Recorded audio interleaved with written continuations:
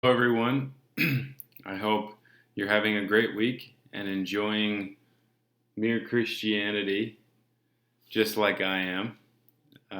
Some fascinating thoughts from C.S. Lewis. He really had a way with words. And so, in response to this first discussion question, I will admit I was a little bit confused. I could not find a direct quote where C.S. Lewis says in the first chapter or first book that there are things we cannot fully understand unless we experience them. However, I find that thread throughout much of his discussion. One example would be in the chapter or the section known as Some Objections towards the end. In my book, it would be page 13. He talks about real morality, and that everybody has a sense of a moral standard. And somebody might say, well, your morality is more true than mine, or yours is a different standard than mine.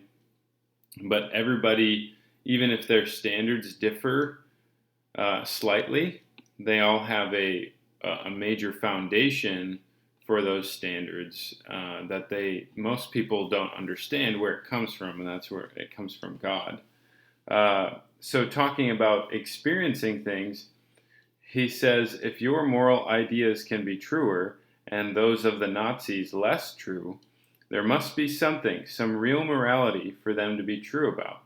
The reason why your idea of New York can be truer or less true than mine is that New York is a real place, existing quite apart from what either of us thinks. If when each of us said New York, each means merely the town I am imagining in my own head, how could one of us have truer eyes than the other? And he goes on, of course.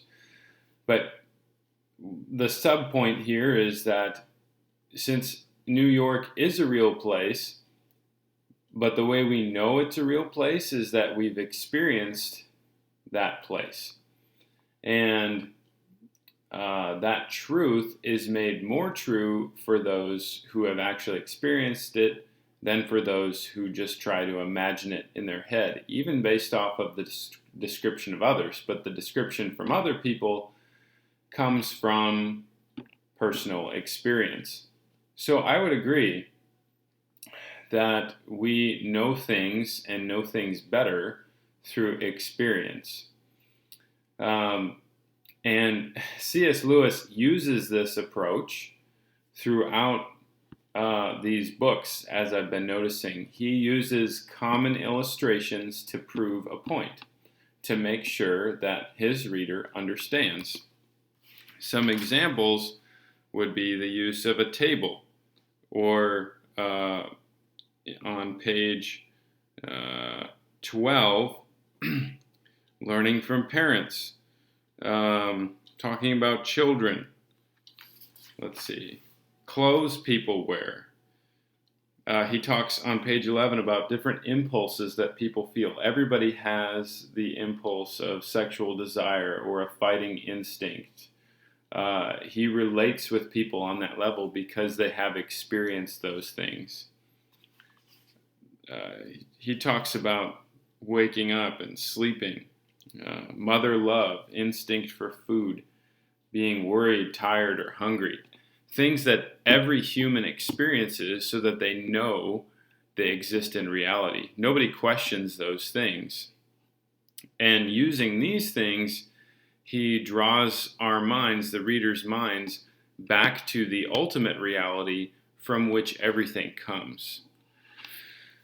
Now, I don't think you can take that concept that we know everything through experience, because there is certain knowledge that we gain from other people or from reading things or watching things that we're not actually there personally experiencing it. So I guess it would all go back to some kind of experience, but it may not always be a personal experience, if that makes sense. Now, the question for the discussion post is this the best approach when listening to others? I would say it's the best approach in conversing with others, talking with other people. If you can relate to them and use terms that they understand because they've experienced them, then you're going to go further in your conversation. This is especially true in evangelism from a believer to a non-believer. When it comes to listening, I would say it's a good approach in relating to others by experience, but I think the best listeners are the ones who ask questions. So maybe I'm misunderstanding this discussion question, but I believe the best listeners ask good questions to help the other person convey what they mean by personal experience, so that what they are saying relates to the listener by personal experience. Hopefully that makes sense. Now, when it comes to fully knowing and understanding things, I love what the Apostle Paul writes in 1 Corinthians chapter 13. He says, "Now we see in a mirror dimly, but then face to face. Now I know in part, but then I will know fully, just as I also have been fully known.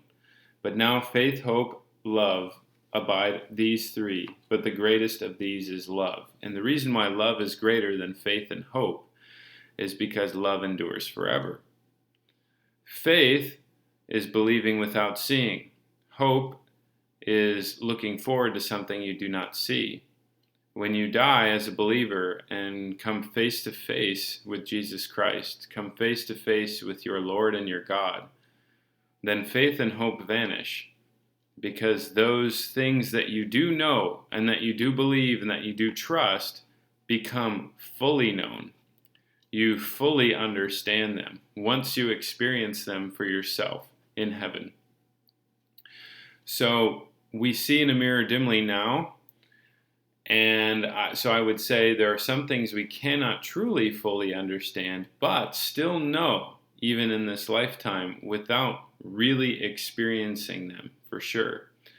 That's why we can still gain knowledge through reading books or watching a movie or a play. We don't necessarily have to be there experiencing them, but we can try and imagine what they are like through the supposed experiences of others. So hopefully that made sense. Great to talk to you guys. Bye.